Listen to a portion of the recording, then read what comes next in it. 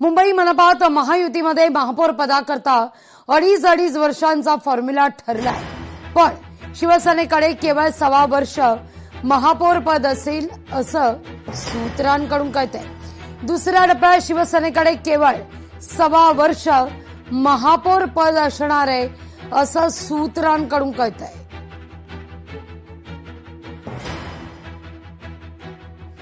अधिक माहिती घेऊया आपले प्रतिनिधी उमेश करंजकर यांच्याकडून। उमेश, शेवटची 1.5 वर्ष केवळ शिवसेनेकडे।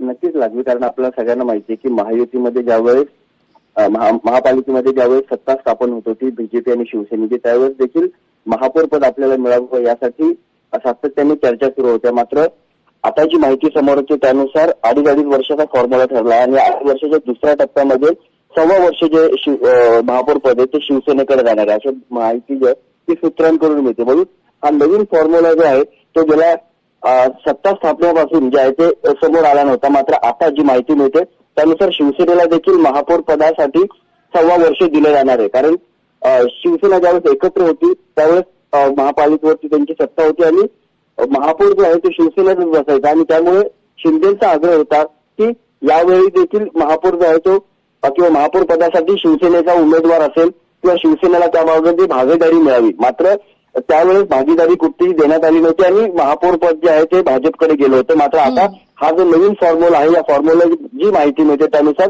दुसऱ्या टप्प्यातलं 1.25 वर्ष जे आहे ते शिवसेनेला महापौर पदासाठी देण्यात येणार आहे। अगदी, पण या सगळ्यामध्ये आता मात्र शेवटची जी 1.5 वर्ष शिवसेनेला मिळतील त्यावरून मात्र शिवसेनेत अंतर्गत काही कुजबूज सुरू झाली आहे का? सध्या जी माहिती मिळते त्यानुसार शिंदेच्या शिवसेनेला पुढची जी आहे 1.25 वर्ष ते 1.5 वर्ष ते महापौर पद दिलं जाणार। मात्र यासाठी कोण उमेदवार असणार आहे किंवा अंतर्गत जो गटबाजी आहे ती सुरू झाली का, तर त्याबाबत आता तरी सध्या कोणतीही माहिती नाही। मात्र आपल्या सगळ्यांना माहिती आहे की उपमहापौर पद जे आहे ते शिवसेनेकडे आहे। शिवसेनेचे संजय घाडी हे उपमहापौर पदी बसलेले आहेत।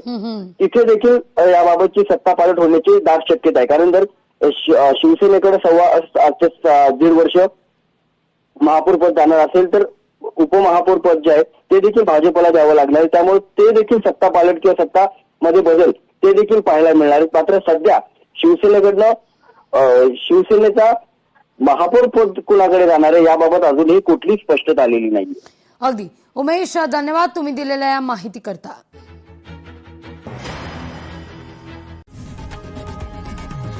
लोकशाही मराठी ऐका, पहा, जागरूक रहा।